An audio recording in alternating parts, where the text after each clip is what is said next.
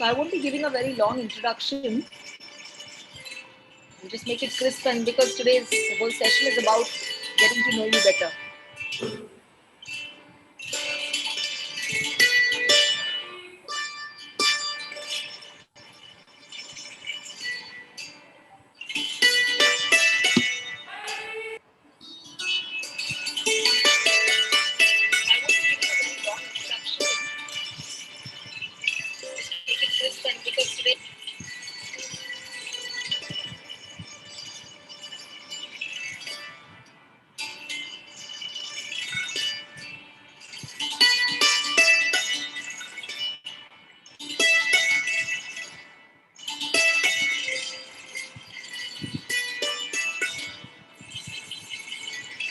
Good evening.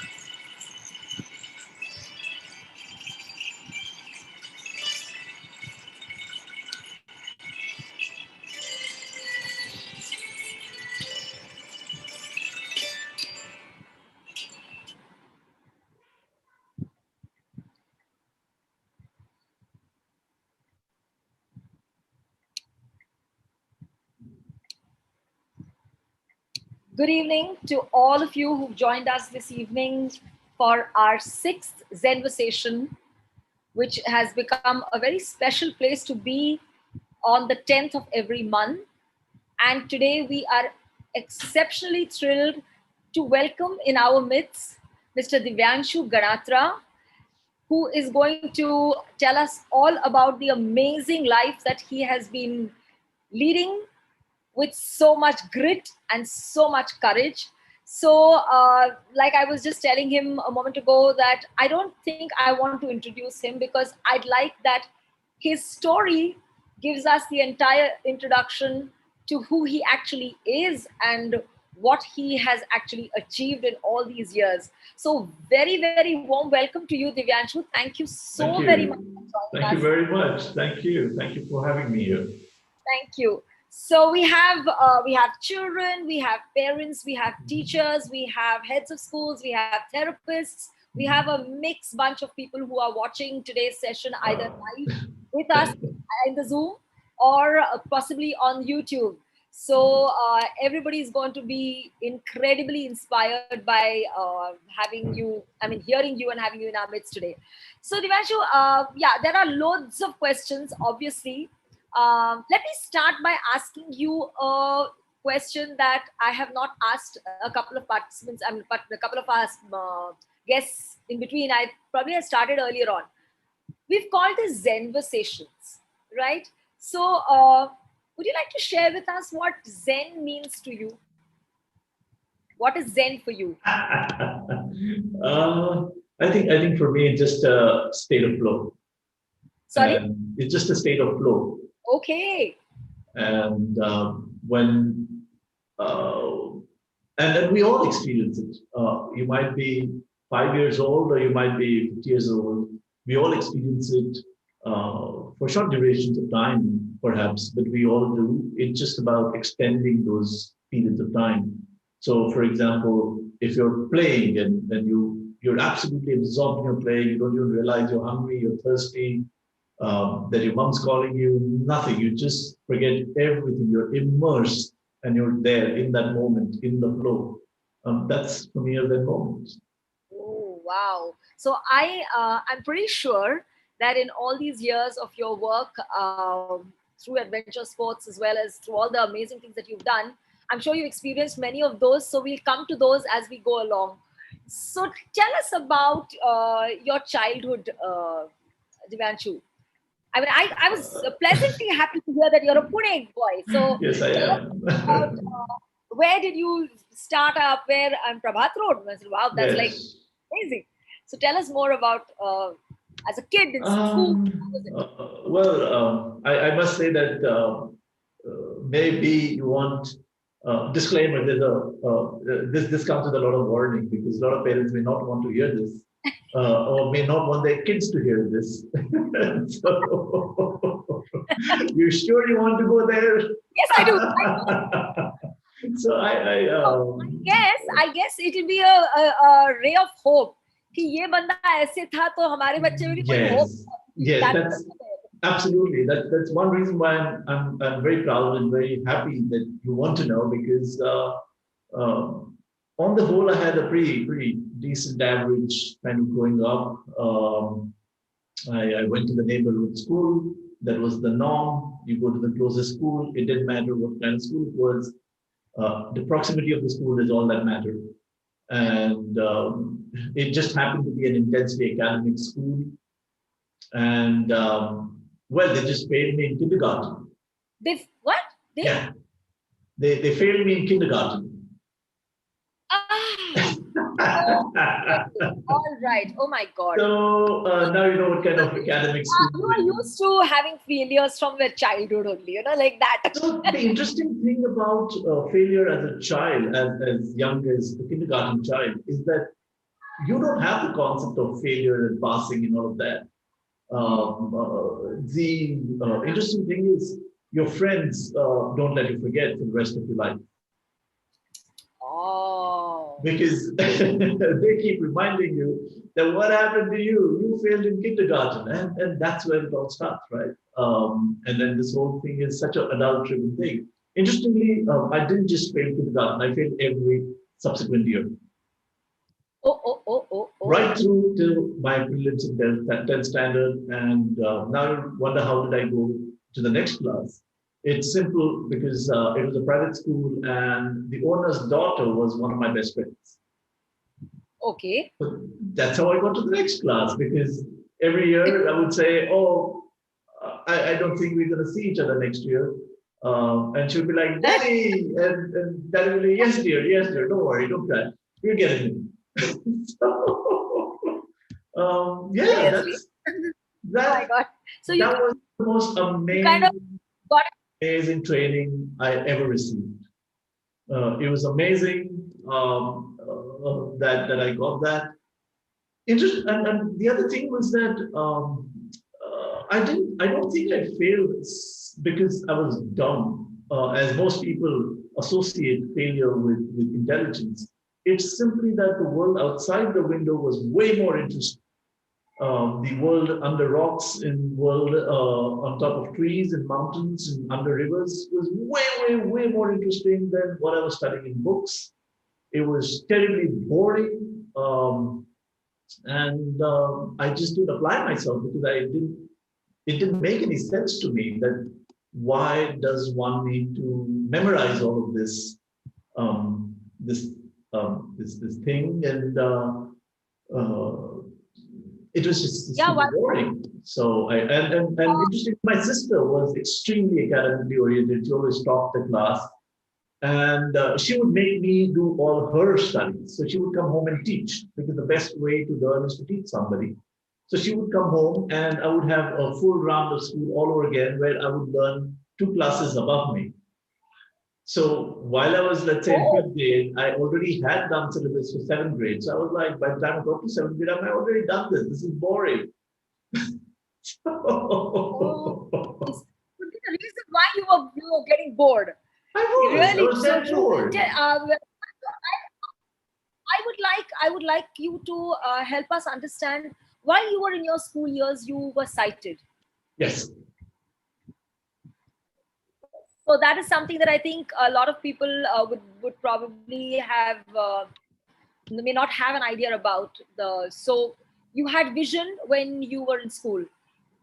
I'd like to correct you there. I have vision even now. I had sight.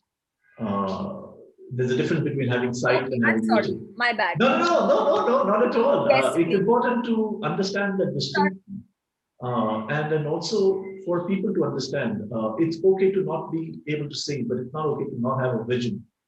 It's not okay to not have purpose. It's not okay to not know where you're headed. Oh, okay. So we are looking at these two words as not the way we are constantly using them as, we Right. substitute one for the other. Right. I think, sorry, my bad. I think great learning. No. You need to give us a little more insight on that as well. No, So no, no. That's how we learn. you were cited when you were a child. Hmm. So tell us that. So you were like any other child in school, or did you also have any medical conditions at that time? No, I was probably average Joe, just like everybody else, absolutely average. Um, and no, I didn't have any medical condition. I absolutely had no, no medical conditions as such. Um, so, like I said, nothing really to write home about. I would go climb mountains, but I wasn't after any competitions, any certificates. I never cared about them. I would go swim, I would go cycle, but never really for competition. I don't know. For some reason, I always abhorred competition from my childhood. Wow. So I never understood the concept, and I still don't. Wow. Absolutely. So I That absolutely don't. that makes many of us in this room. I know a lot of people who are in this room today are with you on that, because I think competitions don't make for good human beings. Sometimes we actually bring out some stuff that shouldn't really be brought out in a child when we make them compete. So then what happened? Where did life change for you? So life, I guess I can say that now, changed for the better at 19 when I went blind. I woke up blind at the age of 19. I got a condition called glaucoma, which is actually the second most common reason why people become blind in the world. Juvenile glaucoma is not common, it's very rare. So having glaucoma, asymptomatic glaucoma at the age of 19 was very rare. And yeah, I lost my sight to glaucoma, and I'm completely blind, so I have no light perception at all. So I can't absolutely see zilch. Was it literally like a click of a button? Is that, or did you see it come? I was diagnosed with it about a year and a half before. About I was diagnosed with it at 17, but um, I never had any symptoms. I could see perfectly well. I had no trouble at all. So when the doctor said you have glaucoma, I only had specs at that time. I just had corrective lenses, and just like a lot of kids today have corrective lenses or use corrective lenses, and nothing's wrong with that. Um, so I just thought, hey, I just have specs. What's the big deal? Why is this old man making this out to be such a big deal and saying that, oh, you're sitting on a time bomb and you're going to go blind? That was the only sentence he said to me. You're going to go blind one day. And I'm like, really?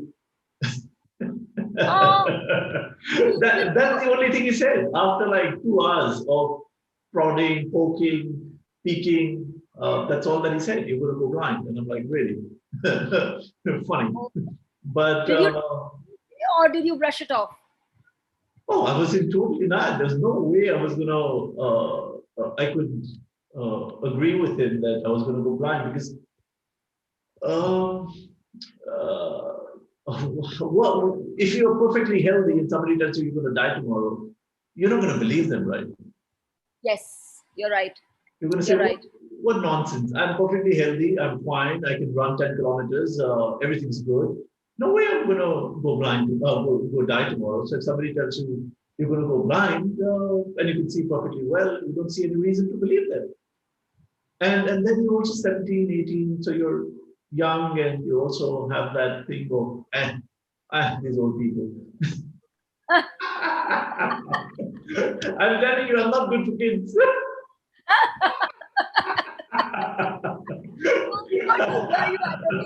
I'm back 17-year-old at home, and there are many mothers here who know what it means to have a 16-17-year-old who's like, everything. No, please, thank God. But that's important because at that age you're also forming your own individuation process. You're turning into yourself, and you're rejecting all the notions of the world. I think it's an incredibly powerful, empowering, and interesting time. as difficult as it is for adults around them, as difficult as it is for well-meaning parents. But mind you, it's also difficult for the child, for the teenager, for the 17-year-old, 18-year-old, 16-year-old, because there is that conflict, there is that tussle, that push and pull. It's a hard time, but hey, that's a process called chrysalis. Chrysalis is the process where a caterpillar turns into a butterfly. Absolutely. Absolutely. So it's a difficult process, but hey, you know what? That's the best time to find out for yourself. So Absolutely. that was what I was going through, and then one morning when I woke up blind, I was like, "Whoa, the old man was right." Right? The old man was right. Oh my God. Walk us through that morning, Divyanshu, because I want all of us to experience it. We want. Can you walk us through what it was that morning? Literally, when you say that morning you woke up, and how was Uh, it? I went back to sleep. I thought I was dreaming. I thought it was a bad dream, and I went back to sleep. And then when I woke up, I still couldn't see, and then it hit me that, oh man, I'm blind, and I didn't know how to tell my parents, because I didn't want. I wanted to prevent them from that trauma and that shock, and I was just trying to be brave for them. So I kind of faked it for a while. Didn't tell them until I was talking to my dad, and or rather, I thought I was talking to my dad. It just was that I was talking to an empty chair, and my mom's like, "Who are you talking to?" I'm like, "I'm talking to dad." And she's like, "That's an empty chair you're talking to." And well, that's when it hit home for everybody. Uh, that yeah, that it's happened in blind, and um, uh, it was traumatic. It was difficult. It was confusing. It was depressing. It was everything. I was angry. I was sad. I was saying to whoever would listen, why me? I hadn't done anything wrong to anybody. I didn't wish bad on anybody, and why did this have to happen? So I was there in my pity pool and in my own self pity, which I guess at that point was appropriate or was Yeah. important for me to grieve the loss. Had you prepared for this in terms of just a fleeting thought? Obviously, you were not in any mood to Mm. listen to the old man.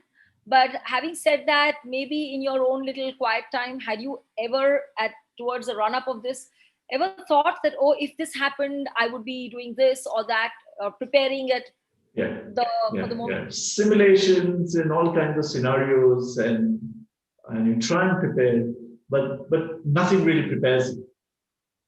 Nothing does. True that. True that. It's one thing to put a blindfold on your eyes and pretend you can't see for a while, knowing fully well that you have the choice to remove that blindfold. Hmm.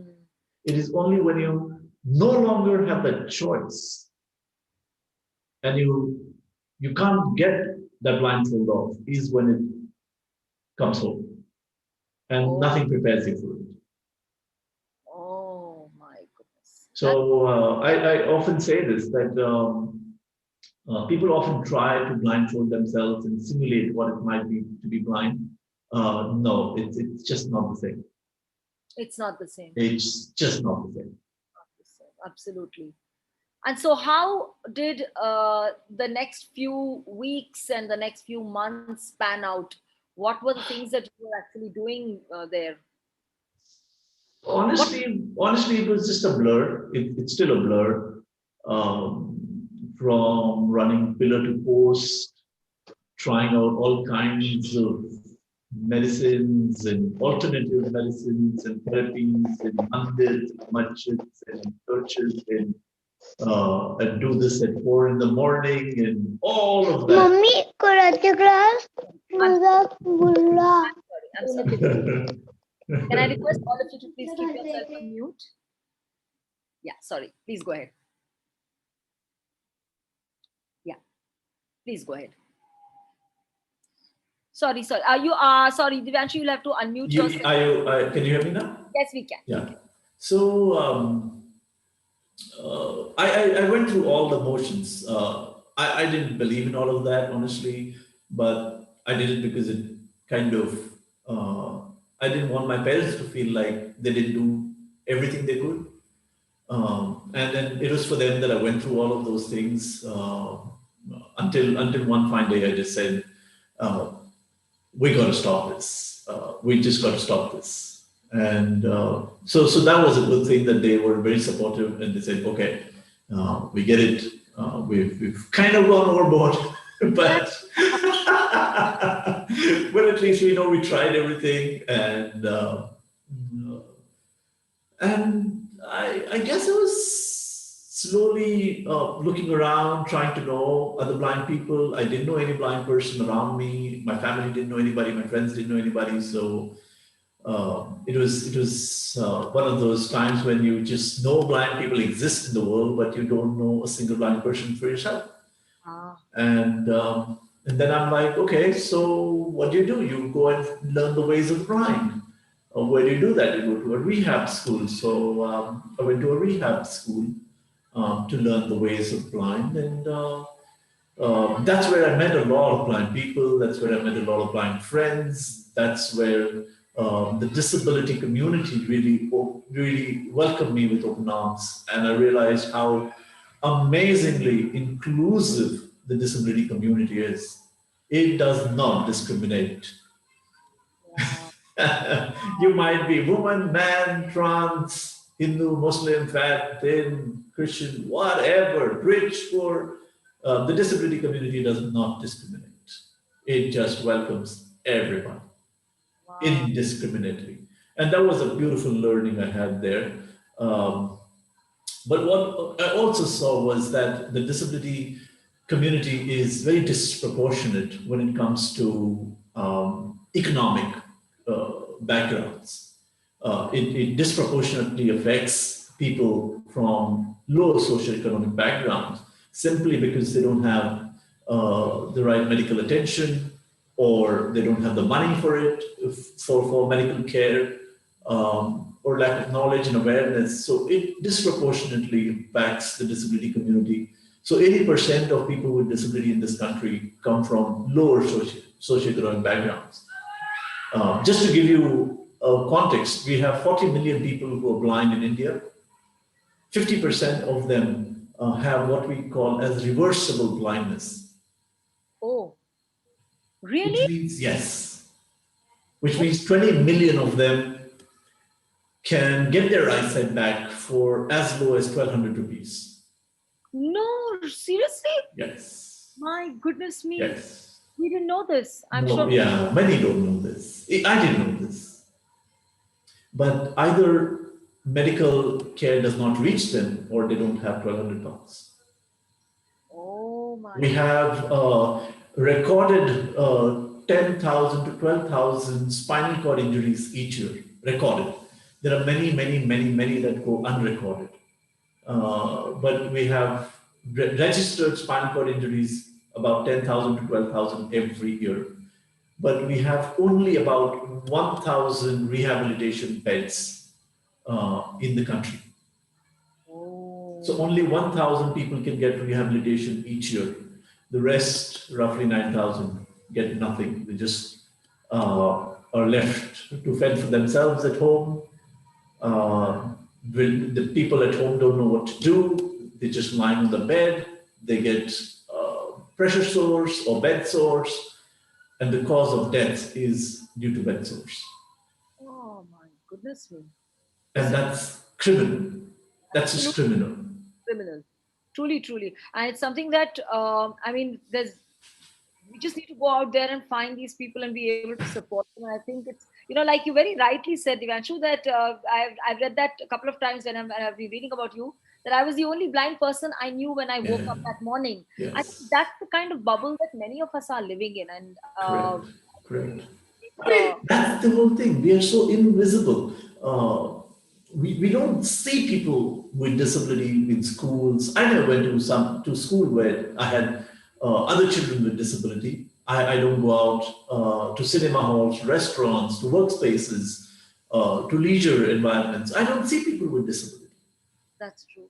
And if you look at the numbers, they're staggering. The 200 million people with disability in India alone. There are a billion people with disability around the world. God. And if there are 1 in 7, 1 in 5 people with disability around us, why is it that we don't know anybody?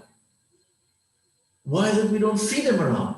Where are they? Where are they? They're just almost like blended into oblivion. God knows where. They're trapped inside their own homes because, hey, this is India, and in India, disability is still considered to have a stigma and a curse. So parents don't introduce children with disability to the outside world.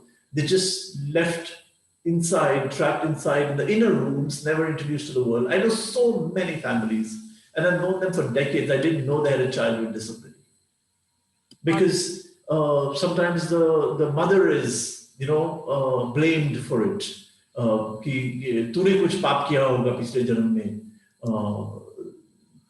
you must have sinned in your last life, and so there's a lot of stigma, there's a lot of beliefs, religious beliefs that come in the way, and the other are trapped inside because of just simply lack of access. I mean, can you imagine moving about this country in a wheelchair? It's impossible. Possible. It's impossible. It's impossible. You can't even get out of your own building. Yeah, true that. Very true. So how am I? I might have access. I might have gotten admission to the best university. But how do I get there? Get there. And get there on an everyday basis. Exactly. It's not one day. And I can't afford to have 4 people lift me and take me every day. I'm not that rich. Absolutely. So then I'm just stuck indoors. And then because I don't have a degree, I don't have a job. It's just a vicious cycle. Absolutely. I never integrate. How did you break this? I mean, you've gone on and done a whole bunch of amazing things. So tell us that. I mean, you've done psychology and you've done research, and tell us all about that. So after this,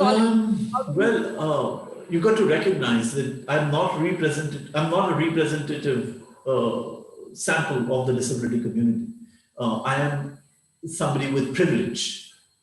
And I have a lot of privilege, and I'm grateful for that privilege. I'm somebody who went to a regular school, and you won't realize, even if I failed at school, I realize now how much going to an inclusive school meant to me. I wouldn't be here without it. And the last thing is just that I'm stubborn. I'm just incredibly stubborn. I have incredibly supportive family, and they never came in my way. They never second guessed my decision. They, no matter what, they always stood by me, and I just fought my way through. And I continue to do that every single day. It's not like it's over. The struggle is there every single day. I have an impeccable resume. Yes, you do. But I still get rejected simply because of my disability. Oh. And that happens even today. So it's a continuous everyday battle. Everyday battle. Oh my goodness. So but you just keep at it, you put in all your resources. I don't stop. I just keep at it until I get my way. Like, for example, even to get my degree in psychology. Okay. I had to fight a legal battle. Oh my goodness me. Despite that legal battle, I had to undergo a lot of discrimination, a lot of difficult time at my master's level because half the staff didn't want me there, despite being there on merit. Oh my. And they would tell me on my face that, no, you're blind. You shouldn't be studying psychology. You shouldn't be studying the brain. You can't do research. You can't do science. You can't do experiments. You can't do practicals. You can't work in a hospital setting. You can't work with patients. And I just kept telling them that your job is to teach me. It's my responsibility if I don't have a career. That's my problem. But your job is to teach me. What I do with the degree is up to me. But they would be like, no, we don't believe a blind person should become a cognitive scientist. We don't believe a blind person should work in a hospital setting. I went to rehab. That's what they told me. They told me all you can do now is make chalk and cane furniture. You can't do IT. You can't do computers. The best you can do is become a telephone operator. And I'm like, you can't decide for me what I can or cannot do. Oh my goodness. And my rehab lasted like 1 hour. And those stereotypes, those prejudices, those mindsets continue today. The rehab centers in India haven't improved one bit. Uh-huh. Because they're running on charity model. You give them a fresh set of clothes and a good pair of shoes so that they can run a marathon. The next day, those shoes and jackets and clothes are taken away, and the old clothes are put back on them because nobody will fund that NGO if those kids look really amazing. Ah, my. That's the reality. I'm sorry. It really, really bothers me. It really bothers me. I go and say, hey, I want to take your kids out to go climb a mountain, to go run, to do scuba diving. And guess what they say? How much will you pay per child? And they have a rate card, $500, $1,000 if you're a politician, $1,500 if you want them for a marriage ceremony. And I'm like, that's trafficking. It is. That is human trafficking. That's what you're doing. But that's what is happening. My goodness me. The amount of children that are abused in rehab centers is incredible.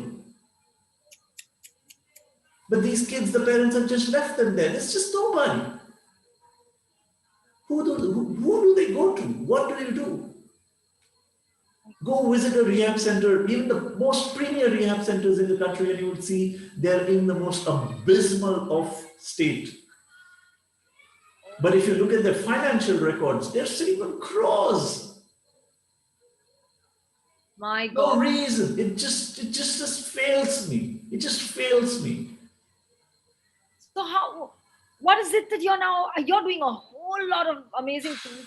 You're trying to break it, and we know you're fighting. We know how much of effort you're putting on an everyday basis, every minute basis to make to give a wonderful set of experiences to persons with disabilities. So tell us how it all began. I mean, so you were telling us that the world outside the window was always more interesting for you. So where did you pick up that once again? Where did you go back to those roots after you? It took me many, many years, Manjushri, to settle down, to stand on my feet. That was something I always knew, that I wanted to stand on my own 2 feet. I wanted to be independent. So I left home at the age of 20. Ever since then, I'm living independently. This is my home where you're seeing me. I live by myself. I've been living by myself for 20 odd years now. And it just had to start from putting paste on the toothbrush. It's not easy, but you start there and you start, like I said, I just was stubborn. I said, I'm just going to learn to do things on my own. And then I set up my own, I worked in IT. I learned computers when there was not a single training institute. I learned computers even when we had no screen readers, so I could just buy out every keystroke with a little help from my friends, and that's incredible testament to friendship. I worked with Data Pro Information Technologies. I worked with BPL Sanyo. I worked with CDAC. I worked with a lot of other internet companies. Set up computer training institutes and started doing very well. Then got into what is now, you all are very, very familiar with machine learning and artificial intelligence. This was something I started about 25 odd years ago. That's how I got interested in the human brain, because when you want to program a machine to do what the human brain does, to emulate, you've got to start reading about how the human brain works. And then I got so fascinated with the human brain that I'm like, this is what I want to learn. We know so little of it. And it's so much more incredibly amazing because it's just unique and dynamic and mysterious and awesome. I know. So I thought, well, I'm going to quit IT and I'm going to go study the brain now. So that's what I did. Much to the dismay of a lot of adults around me who said, what's wrong with you? You're on top of your career, you're earning very well. You now have put in all the effort to become so successful in your IT career. Now you want to leave all of this and go back to college? Ah, Yeah. They're like, but you never liked to study. I'm like, I want to now. that was a change, that big change, huh? Yeah, Something yeah, you because tried to do in your early years in school, and correct. suddenly you were like, I want to study. Absolutely. I mean, nobody would believe me. None of my schoolmates today see me as an academician. They don't see me as somebody who would go and study something.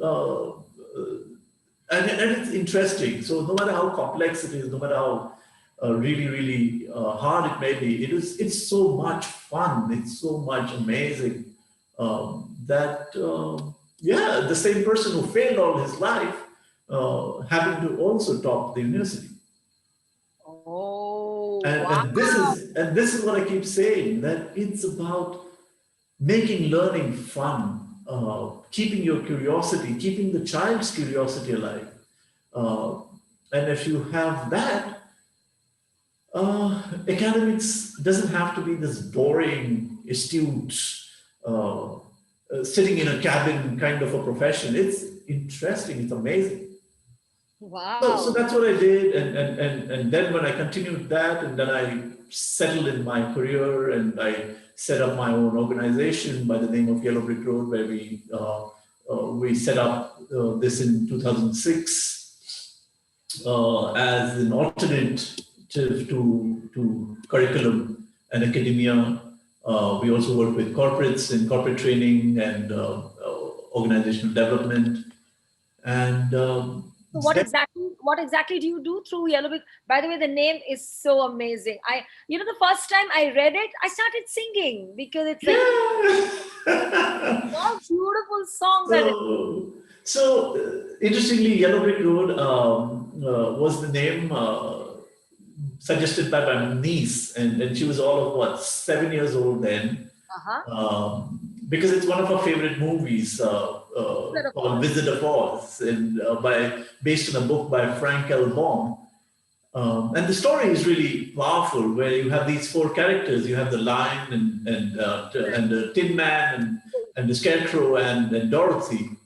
And interestingly, they all believe they have something lacking in them. The lion believes he's lacking courage, and Dorothy is looking for a home. And they all believe there's something lacking in them. And then they set off on the journey along this yellow brick road to find the Wizard of Oz at the end of the journey, to discover that everything they were looking for outside of them always was within. And it's the journey that's more important.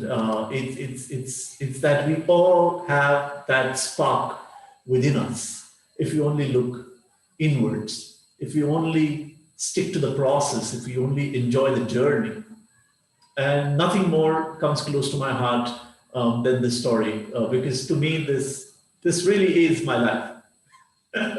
So beautiful. I said it bullseye, and it really that the word yellow brick road actually just comes naturally with the word follow the yellow brick road. Yeah, that's it. Follow the yellow brick road. What means is follow yourself, follow your heart. You don't really need to go anywhere. And of course, eventually they realize when they go to the wizard that the wizard himself is one little coward, and he Yes. doesn't have any of what they're looking for. And that's Correct. when all the realization happen. Yeah, I think it's like a mirage. You're running behind something that you actually already have within you. So Absolutely. We have it all in us, the wisdom. We have it all in us. Even as a child, we have all the wisdom inside. But unfortunately, the world is made by adults for adults.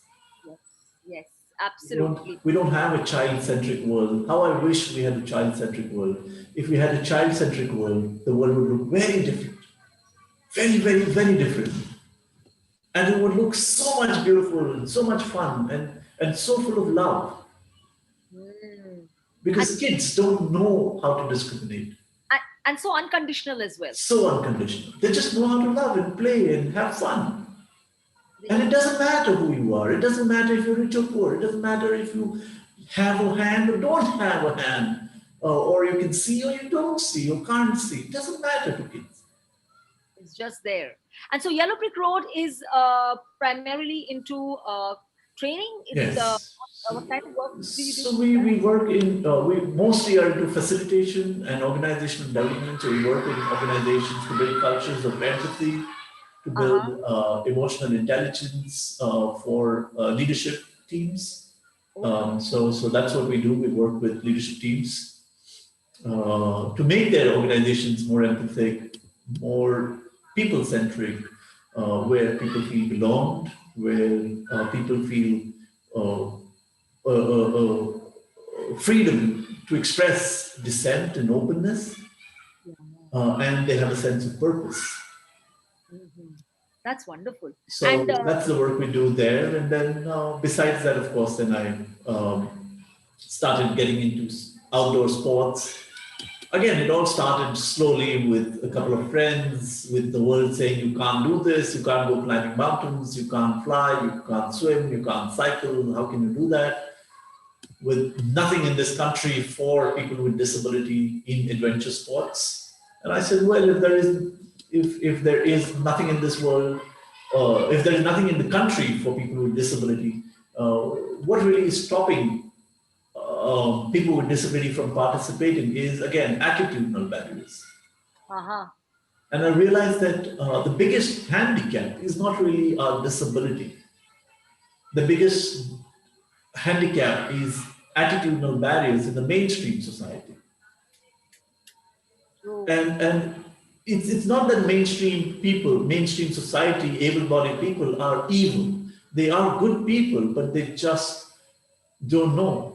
They just They're don't know better. Yeah, that's true. not aware. They're ignorant. They just have these stereotypes that have been perpetuated um, from media, from what they read, from the little that they have experienced. And I'm like, hey, wouldn't it be amazing if you could just play together as people with disability and able-bodied, all together, having the same goal, doing the same impossible things, and in the process, build empathy, in the process, get to know one another, build friendships, because through that, we can then change the world. Through that, we can inspire. Through that, we can build hope. Through that, we can unite. And it's not what I say. This is what Nelson Mandela said. This is what Nelson Mandela did to unite his country during apartheid. And that's how South Africa came together, through sport. True that. And Very I'm true. like, when we have such incredible examples and leaders who have demonstrated that sport and play has tremendous power, there's nothing more amazing than to make this world a better place through sport. So that's how we started the not-for-profit Adventures Beyond Barriers Foundation. Yes. Tell us about that. So that's what we do through this foundation, where we get people with and without disability to come and play together, run marathons, climb mountains, go to the highest mountains in the world, whether it be Kilimanjaro, whether it be Everest, whether it be the Himalayas. We go cycling to the top of the world in some of the most extreme conditions, from Manali to Khardung. We go cycling in races. Again, please remember, these are not races to compete against others. They're to compete against your own self. So we do participate in long distance races where we do like 650 kilometers from Pune to Goa in under 28 hours non-stop. Bapre. We do scuba diving, 40 meters under the sea. We do flying, and all of this with cross disability. So no matter what your disability, you could be paraplegic, you could be quadriplegic, amputee, quadruple amputee, blind, deaf, blind and deaf. Doesn't matter. Doesn't matter. Oh my goodness We me. do everything with everybody as equals. And they all do this alongside able-bodied people as equals.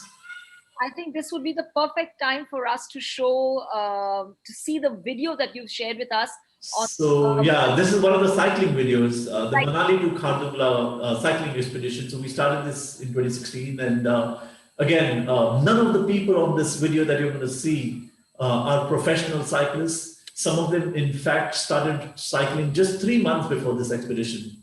oh, Um, and the world had said, this is impossible. This route is meant for professionals. You can't do this. Take a look. Take a look at what happens yes, when people come together and promote inclusion. This is what inclusion looks like.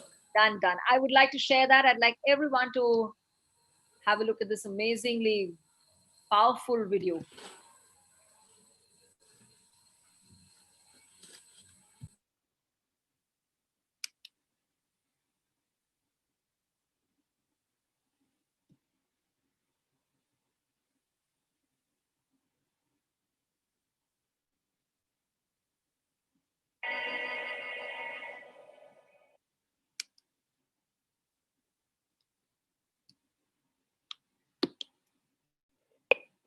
Hey, this is John T. Rhodes, wanting to wish all the participants of the M2K 2018 successful ride and just thank you for your inputs and your inspiration.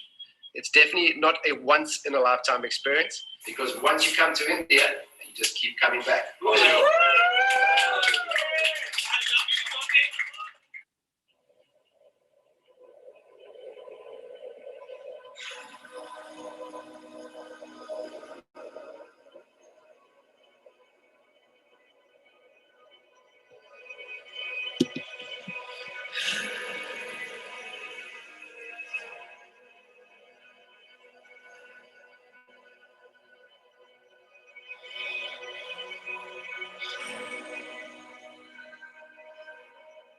I love cycling, and it's so beautiful. It always turns out to be more than cycling. It's the journey, it's the self-discovery. Manali to Khardung was a cycling expedition we started in 2016. This was our fourth batch of people with and without disability. We had blind riders, we had amputee riders, we had single-handed riders, we had able-bodied riders, cancer survivors. The purpose is to promote inclusion, to get this community to come and experience people with differences, people from all walks of life. What happens in the process is we learn to celebrate differences. To make people aware that people with disabilities, whether it's an amputee or a visual disability, also have got the same aspirations as them. We also want to do things. We also want to be treated with dignity and respect.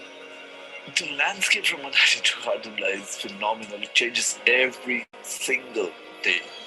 There is no other better cycling route in the world. It's all about teamwork and synchronization and taking care of each other. It's just one big family. We have suffered together.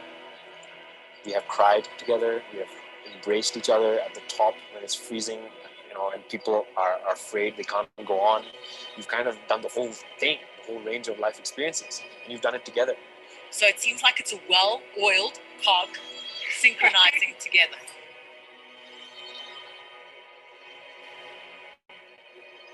You reach that level where you don't feel tired, you don't feel that pain. It's a very beautiful feeling. So you've gone through some serious ordeal and you've not given up and you pedaled and pedaled and pedaled. And finally, you're at the top of the pass. It's just an insane moment where you never believed you could get up there, all the way to the top. And then you actually are standing at the top and you just overcome with happiness and joy. It's overwhelming.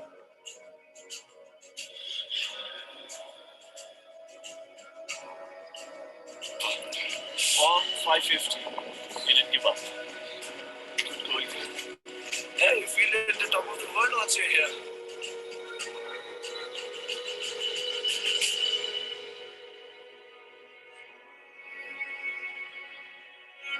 A lot of hard work,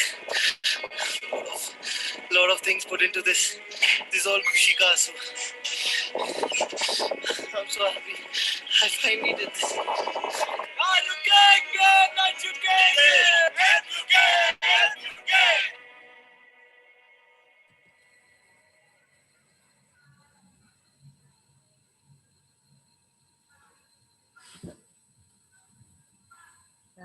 So beautiful. Everybody can do this. Amazing. I mean, I don't I don't think there is a single dry eye here. I think it just sends you into another level of thought, because you just feel, I think there's so much that we haven't yet discovered in ourselves, just because we are able-bodied, in a manner of saying. Would you agree? I mean, most able-bodied people have really not explored. I, I know only two kinds of people. One, people with disability, and the other, people who haven't found out about their disability yet. Oh, oh my God, so profound. Oh my God. What did you So, just take away from today's session? I mean, yeah, so much food for thought. Yeah, absolutely. And so tell me, you started ABBF, but was that after you had achieved one major milestone in your life, which was where you went as a pilot? yes, yes, yes. So when was that? When did you do that? So this PBDF was formed in 2014. I became the country's first blind solo pilot, and that was an intensely incredible moment where it took me 7 years just to find an instructor who believed that somebody who's blind can fly by himself. Actually, flying is very easy, despite what you've been told that, oh, you need this and that, and being a pilot is really difficult. It's not. Aircraft are designed to fly, and flying is not that difficult, actually. But instructors never believed that a blind person could fly. So to find that instructor was the harder part. The most difficult mountain was that. And when I flew, and the word spread in the flying community and all across the world, and everybody started sending in congratulatory messages and all of that, two things happened. One is, I said, hey, this is a great way to shatter stereotypes. But more importantly, what is really happening here? People are going to write me off as an exception, but it's not going to change their attitude towards the larger community. Right. But what if I use this same tool of sport? That's when the idea came up that it's not enough for me to just do this for myself. It's really now my duty to do the hard work and get others within the community to get to do this. I was more happy to see the joy and transformation, to witness joy and transformation in others, and create these opportunities for others in India. And I said, well, I love to play, I love outdoors, and no better way to make this world a better place than by doing what you love. Wow. Not being the only person in the world, but rather making hundreds of yourselves. So that will be the norm. Wow, wow. Then, So you kind of leverage. then nobody will come and say, oh wow, you're a blind pilot, how amazing. They will say, yeah, I know 10 others who are. Tell me what else you do. That will be the norm. That's what that's the world I see. Wow. Wow. I mean, oh my God, I wish more of us were thinking the way you are thinking. It's just, making the whole world your oyster, and making everybody is your family, is that kind of, and what I'm really loving to hear from you is you're not just limiting it only to disabilities. It's like, hey, Vishwachi Maze Ghar hai. Everybody, the whole world is my home, and you are getting everybody, your able-bodied people with disabilities, all coming together and pursuing this. But I really would like to share the video that you've shared with us on your victory, because it's wonderful for people who are watching this, children who are watching this, to see that 7 years of not being able to find somebody to teach you how to fly culminated, because you kept saying you're a ziddi person. And so I told myself, this is what helped me. I told myself that I'll ask 3 instructors every day. Every day, 3 instructors. What's the worst that will happen at the end of the day? They will say no, right? That's all that they can say. They'll close the door on me. They will say, get out. They will say, no, not possible. That's all that they'll say. I'll get rejection, right? But hell, you know what? The best thing that will happen? I'll become damn good at taking rejections. So So even if I died trying, I would die knowing that I'm the best person in the world to take rejection. Oh my That's God. the best that'll happen. I'm not gonna like, well, it's not that bad. And So I would it just will get up not every die single fast. day. Yeah, it won't kill you. It's It'll not make you gonna kill me. Yeah. So what? Big deal. Big deal. Three people every day, no problem. This world's a strong. big place. I will find somebody, or at least I will die trying. Oh my And if you God. love something bad enough, if you It's really want something bad enough, then the question is it are you going to die for it? Are you willing to die for it? Because only if you're willing to die for it, and I mean this metaphorically and also literally, but mind you, for kids, understand you. What I mean is, are you willing to put in the effort? Are you willing to put in all the effort in it, every last bit of you, in in achieving it? simply amazing. Simply amazing. I And then you see the result, and that's the video that now that's the context of that video. definitely. I'm going to share this video now because that's another. That's also a lovely video for everyone to see how your instructor who taught you. What was her take on it? It's His Avi, amazing. Anita is his wife. Avi and Anita run the school together. Okay, sorry, just a minute. It's just getting started. The interesting thing is Divyanshu calls me and he says, okay, I want to do a paragliding course. I say, yeah, sure, I was about to start my explanation or the description I gave him, and he says, but is this just one thing? I'm blind. And I was like, there was like complete silence for a few seconds. And I thought, maybe there's someone pulling my leg.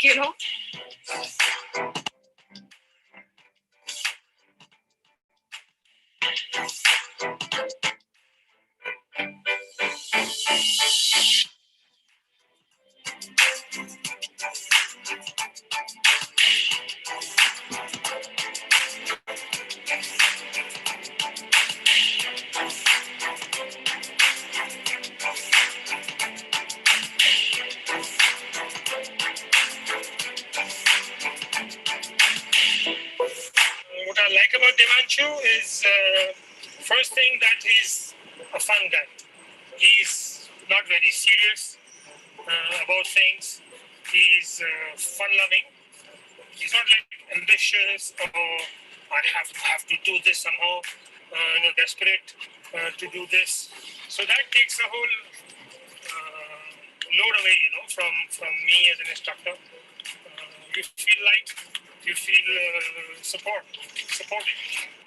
So Divyanshu is going to do his solo flight today. It's going to be very interesting, something very special, something very human, something like somebody climbs the Mount Everest for the first time, so the others can. Love, trust, freedom, happiness.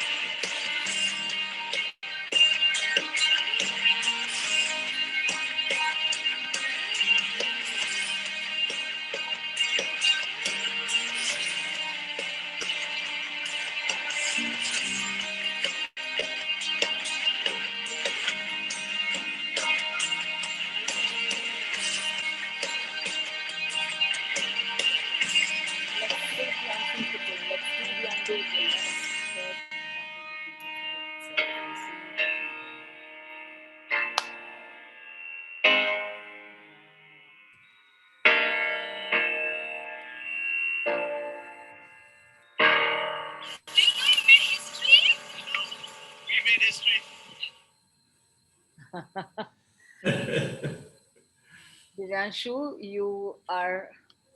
we're giving you a standing ovation. I mean, Oh, thank you. I can't stand because the camera is, but inside of me, I'm giving you a standing ovation, and I think that's even less than what you deserve. Truly, Oh, thank you. I think if even we can get 1% of that grit and that drive that you've got in you, you know what question I'm getting in my mind since the time I've been seeing all of the videos as well as talking to you. I wanted to ask you, when was the last that you cried? Two types of crying. One is crying out of sorrow and crying out of. Oh, I cry all the time. Because I mean, most of my videos you'll see me crying because of what we have managed to achieve, and it's just incredible. I'm standing on top of Kilimanjaro, or I'm standing on top of Khardung, or just have somebody run a marathon. It's just incredibly overwhelming. It's powerful, and I'm not one who shies away from tears.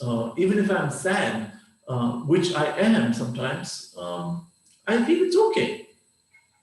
It's human. It's human to feel sad and angry, as well as joy and happiness. But to know that I create those emotions, I'm responsible for them. I'm responsible for how I feel. Nobody else can make me feel something I choose not to. So even when I'm angry, I know I'm making myself angry. It's a choice that you're. It's absolutely a choice. You can't make me feel angry if I choose not to get angry. Exactly. Totally true. You know, I want to really ask you one or two of the questions that some of our participants have put in. I don't know if they are here. Utpal, I know you are here. So, with your permission, Divyanshu, I'd like to open the house and Absolutely. some of the participants who've given their questions, to ask those questions themselves. So we'd love to have them participate. That'd be amazing, yes. Put it into a gallery view and get our participants to. Utpal, if you are here, I'd like you to ask your question. And Utpal, by the way, is pursuing the course on inclusive education that we are running at Aatman Academy. It's in association with the ICI University of Minnesota, and Tata Trusts is supporting us. Fantastic. Wow. So, Utpal is one of the participants of this course. And we should definitely come and play together with everybody. Definitely, we should. In fact, we're not going to let you go. So now we're going to rope you in for many more. Because this is a cheap substitute. Zoom is a cheap substitute. So yeah, Utpal, go. Well, let's just call it a passing phase. This too shall. This too shall pass. Yeah. I don't know. Utpal may not be here. So one of the other questions that I have here by the participants who apply, who've registered for our session today. Who and what motivated you in your life to scale such great heights? Can you tell us? So one is I'm very internally driven, but not to take away from people who have been incredible role models. My mom, for one, she's an incredible role model. My sister's an incredible role model, and then of course in the larger world outside, people like Nelson Mandela, great role models for me. And I'm somebody who thrives on challenge. I'm somebody who loves challenges and goes after it until I can crack it. Once I crack it, then it's open source and I leave it to the world to take it and run. But I love to take a crack at things, and I don't give up until I take a crack at things. So in your worst moments, I think it's your inner strength, your inner compass that really helps you navigate through Always. Those difficult times. Always, absolutely. Absolutely. That's something. And how do you work on that? And does that come to you as it's just God sent, God given, or is there something that one can do to work on that? How do you get an internal strength that? It's really simple. It's just simply about ownership. Ownership. Okay. And if you believe this is mine, this is what I want to do, this is and the why you want to do what you want to do. If you have a strong purpose behind it. then naturally the ownership will come. Then naturally the zeal and the dogma and the drive will naturally follow. But if it's not mine, where is the drive? Where is the motivation? It's external. Somebody else wants me to study. Where is the reason for me to study? What's in it for me? Where's my purpose? Wow. So for me, it's just simple. If I wake up feeling like not doing something consistently for more than a month, I really question it. And if it's not driving me, I drop it. Otherwise, I'm just wasting my time and everybody else's time. Everybody else's time, truly. So do yourself a favor and drop it. Do what is most meaningful to you. Find meaning in what you're doing and follow that. Because doing what you love is happiness. Loving what you do, loving what you do is happiness. Doing what you love is freedom. Wow. Find your freedom. So go there and find out what makes you tick. It can be different for different people, but find out. Absolutely. And then go after it. So somebody has asked a similar question. What's your daily dose of motivation that keeps you going with full zest? What's your daily? My work. Your work. My work and my purpose. There's a whole world to change out there. There's a mountain to move, and we've not even started. I mean, we just about barely moved in pebble, a stone here or there, but it's a lot of work to create the world that I see, a world of inclusion, a world of empathy, a world where nobody's left behind, and we're far away from that world. So you've got to do what you've got to do and keep at it, chip away. I know. So if I had to ask you, Divyanshu, what's your next big, I mean, if it's a secret, okay, you may not want to share that with me, but No. what's your next big objective, goal, or maybe what do you strive for now? What is it that you feel? So the only good thing about social media is put your biggest, boldest, craziest dreams out there, plans out there, because the world won't let you forget. They will come and remind you, what happened? You said you were going to do that. What happened to that? And you're like, gotcha. So that's the only advantage of social media. What's your next crazy dream? But there are two crazy dreams I'm pursuing right now. One is towards the community and towards the world, larger world outside, which is we're building the India's first outdoor accessible adventure and development center. So this is going to be about 50 kilometers outside of Pune. I purchased the land, and now we are in the midst of planning and the architectural work and all of that. It's a huge project. Don't ask me where the money is going to come from. There is very little CSR funding. There is very little funding for disability projects like these. I don't know, but I'm going to make that happen one way or the other, where people with and without disability can come and spend the night under the stars. They can camp, they can swim, they can climb mountains, they can do rock climbing, they can undergo personality training, or just have fun together. So that's a huge project that takes most of my time currently. And on my personal front, I'm also training and in the midst and process of doing the first solo skydive from 32,000 feet. My God. No, it's a long way down, so it's fun. There's a lot of time. And where do you plan to do that from? I have two places. One is in Dubai and one is in Spain. So there are some pilots I work with, some outdoor experts I work with.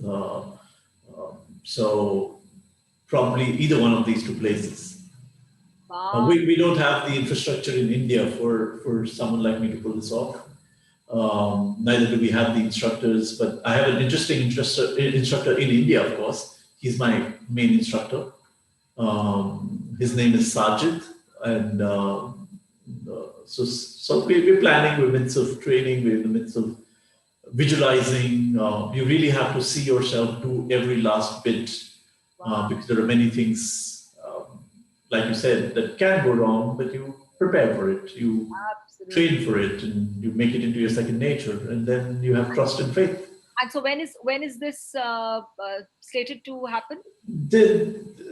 Hopefully now, once the pandemic kind of eases out, it's put a spanner in the works with timelines, but hopefully once this kind of eases out.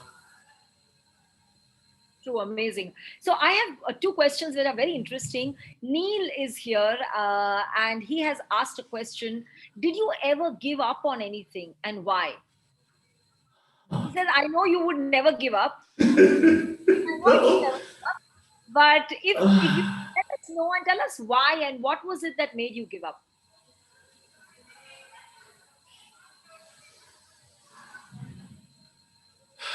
Really think hard because you've never given up, have you? I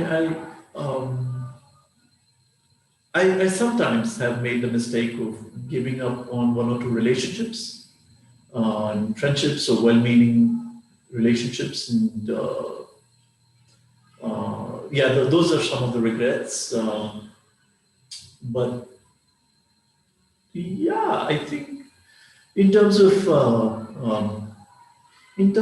really tasks, I've never really given up. I've always kept at it, even if that means 7 years, 10 years. I'm at it. I have, but I just wanted to underscore that, in all of this, don't forget, your relationships are important. They are your biggest treasure, honestly. They are the pot of gold. But we often don't pay attention to it. This is the first time, because of the pandemic, that I've been home for 9 months now. I haven't traveled much. Actually, I haven't traveled at all in the past, 9 odd months. Otherwise, past 20 years, I barely would be home. I would be home for practically like 3 days in a month. Oh. And I don't know, my family is just amazing, but I also see that it must have taken a lot for them to just see me for like 3 days in a month, sometimes not even that, sometimes like 3 days in 2 months. Oh my God. So I'm just traveling all the time. All the time. So this 9 months also tells me how much more important relationships are, and to put in the time and effort. Right. So you've had a lot of time to spend with family, with parents. Absolutely. Your niece, Absolutely. how old My is she niece now? has just turned 21. She just got a driver's license yesterday. Oh my God, she's a 7-year-old. Yeah. She turned out to be a fine young woman, and so proud of her. I'm really proud of her. So this 9 months must have been 8-9 months must have been stay at home, get back your relationships on their feet, and yes, and it's been incredible. It's been so good. So for me, despite the challenges of COVID and sit at home and all of that, I'm like, hey, you know what? I would never have gotten this time. True. I would never have slowed down. I would never have. I probably will never get this time again. So make the most of it. Absolutely. Awesome. You know what? Many of my kids are writing. One of them has written, "Today we met a real hero."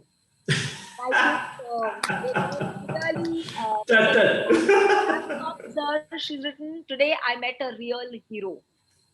Many have written that, and I think we all second that.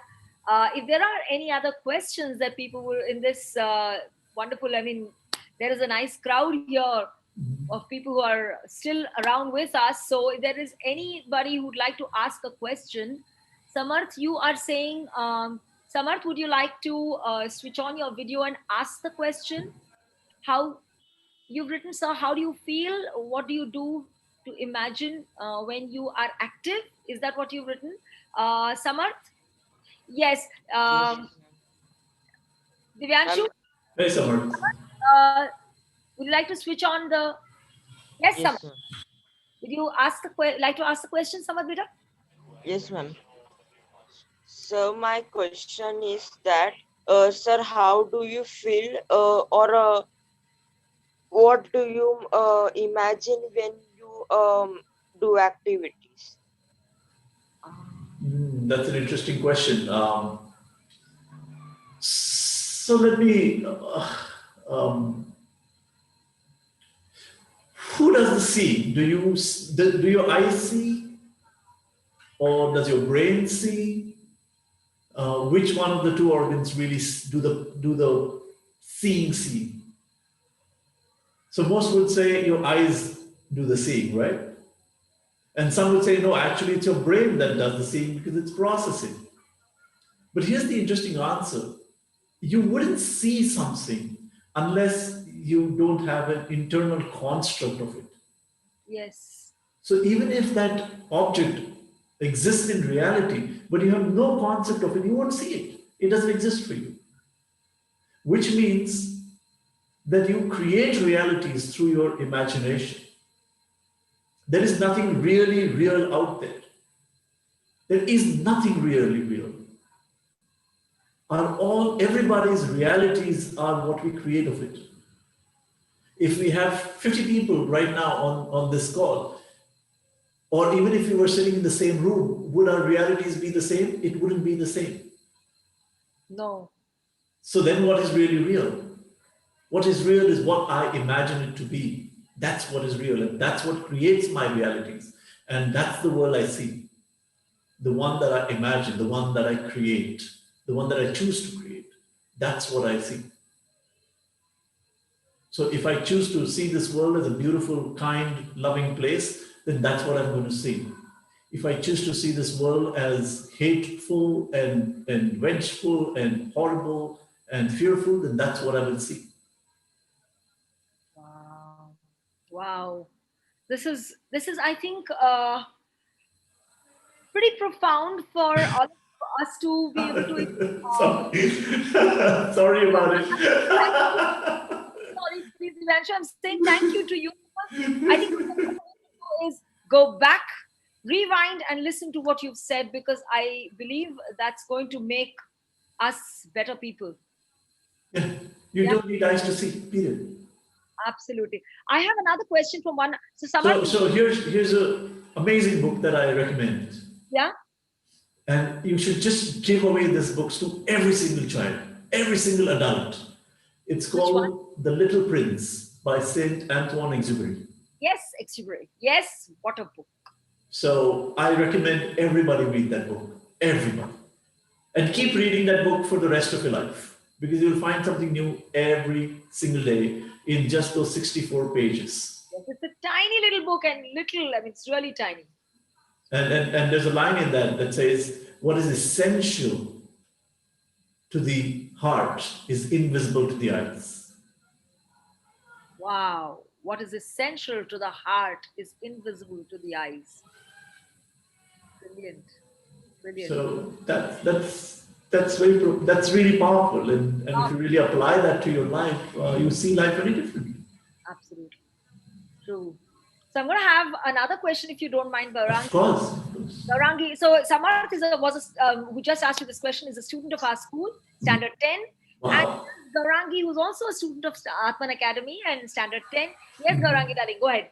Go ahead and ask. So I have a main question which is very important, which I want to ask. Like, while we are staying in this world, so what is the important thing which we have to always remember in every stage or every trouble which we want to overcome? So what can you give the answer? Because always I've seen like there's some or the other problems which is very difficult to handle. Yes. So Yes. how do we handle it? Thank you, Gaurangi, for your question. I can only answer you, Gaurangi, through my own personal experience, what works for me. It may not work for you. You find out what works for you, but this is what works for me. And what works for me is to believe in yourself. And to believe in yourself no matter what, unconditionally. And to know you have it in you to overcome any problem, any situation, anything in the world. Even if that means going to the moon and back, even if that means going to Mars and back, you have it in you if you only believe. Thank you, sir, for this answer. I've seen you in TV also, like in many other times I've seen you. And today, first time I saw someone who has experienced the same journey which I had also experienced. So thank you, sir, for the Thank you. Thank you. Ooh, So find out motivation. what works for you. Yeah. Thank you, sir. Thank you. thank you, darling. Thank you so much, Gaurangi. And one last question from anybody who's here, any of the learning facilitators, any of the participants who are here. May Whoever, I speak? yes, please. That is Sarita. I know. I was going to definitely get you offline once we are offline. Then I was going to get you So to. should I wait, Manjushri, ma'am? Yes, that'll be wonderful. That'll be wonderful. I'll wait. Say Yeah, out. sure, I'll wait. I'll Yeah, wait, I'll wait. yeah, yeah. So, is there anybody else who'd like to ask any question? Yes, Manushri, Rosie Kohli here. Hi, Rosie. Hi, hi. Thank you for Hi. joining us today. You would like to switch on your video, or would you just like to ask? See, I have no power here today, so I can't on my video. Yes, no problem, Rosie. Go ahead. Yeah. First of all, thank you. Awesome. Really, I can't tell. And I'm a local Google guider also. And I would like to invite him for one of our meetup. I will take from you his number and email ID. Definitely, Rosie. Really, any one more dream, sir, or any wish which you thought you could do and it's still not fulfilled? And you told me you're making at Pune. Yes. I will try my best to get funds for you. That'd be so nice, Rosie. I That'd can't be... promise how much. I have Doesn't huge contacts, one but rupee? I promise. I One promise rupee? I will do. Can you promise me a rupee?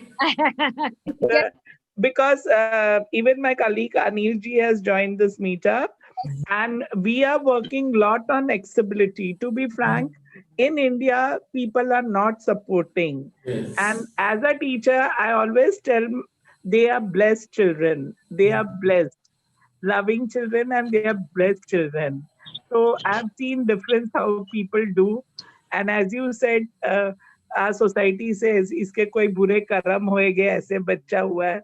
I've seen people saying that. But we are working a lot to make our India accessible for Wonderful. people. And in our reviews, we have started doing it, writing whether the place is accessible, hotels, restaurants. Right, right. I Yes. myself did. I've learned from a champion from Pakistan who's working hard for accessibility. Yes, Wow. he's Google champion Wow. on accessibility. And when I attended his first meetup, that time I took a pledge. In India, I will also start writing in my reviews Wow. so that Wow. it will Wow. help people. We need champions like you, Rosie. We need Yes. champions like you. And we Rosie, will invite you. Rosie, I will share the details. I will share Divyanshu's In details. fact, share it with everybody. If you can go to Yes, I will. adweek.in/contact and put in your name and address, I mean, just Yes, name and phone number, I will be able to reach out to all of you with lots of interesting things that are happening. And there are different ways in which people can contribute. Money is just one way.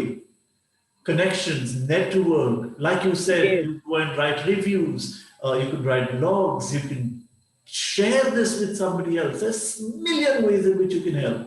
Correct. Just one. Money is just one. Money is just like I said, money again is just a tool. That's true. That's true. It's So not any the end your all. dream is left? Any one dream? I have a lot of dreams, Rosie. I dream all the time. They say I should stop daydreaming now. They say I should get to work. Doing some work, stop Thank you so much.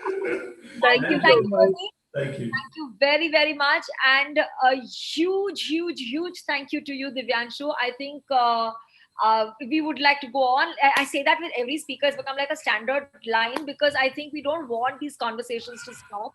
They're so interesting, they're so enriching, and they're so enlightening. So, a huge big thanks from Thank all you. of us at Aatman Academy for joining us this evening, giving your precious time to us, Ma'am, and being so honest and vulnerable. Yes. ma'am, I have a question to sir. That Yes. sir, are you not scared of the activities that you do?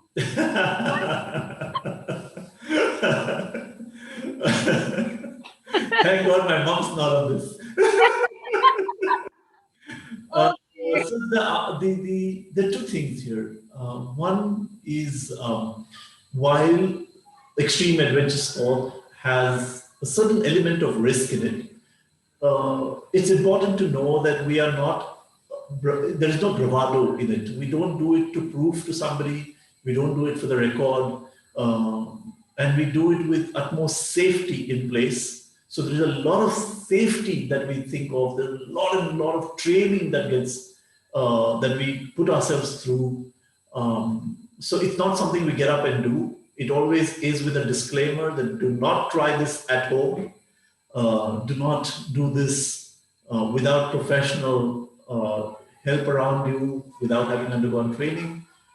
And once you've gone through that, you know there is a certain element of risk, but then you do it because you love it. And it's, if you love it, it's worth, like I said, it's worth dying for. Otherwise, it's not worth having. And a little amount of fear is important because that makes us cautious. So just before, let's say we take a jump or we're doing something extreme, a little bit of fear helps us prepare better. It helps us make us more cautious. It helps us double check everything. It helps us revise everything. There is no chapters that we leave for option. It's not like our 10 standard papers where we say, ye chapter option ko dal denge. There's nothing that we leave for an option. We practice, and then we practice some more. And there is some bit of fear. And then when we get in the zone, like I said, the first question that Manjushri asked me, what does being Zen mean? Then we get into the flow. We get in that moment where we're able to forget everything. Everything, just we forget everything. We're in that moment. It's like living an eternity in that moment. And then it's just that moment to moment. And we live entire lifetimes, multiple lifetimes in those moments. And we come back more alive than we ever can be. So that's as honest answer as I can give you. I can never say I'm never scared, but I'm able to manage it. We're able to manage it and put it behind us. And when it comes time to put the rubber to the metal, we're able to put it behind us. I think Divyanshu, you're a classic example of dar ke baad jeet hai. No, and in fact, very soon I'm going to be saying that it's going to be a case of Divyanshu. Thank you very much. That's it going to be. It's going to be just naam hi kafi hai. We don't need any other introductions for you. You're going to become. You've already become a hero to everybody around. I mean, children and adults are really looking up to you for so much of inspiration. And more power to you, Divyanshu. Thank you for giving me this opportunity. In whatever you do. Thank you. It's my. Thank you so much for being. Thank you. And do stay around. We have some offline people who'd like to meet you. But thank you everyone for being here today for our 6th ZenVersation. And on this note, we're going to sign out. Bye-bye. Bye.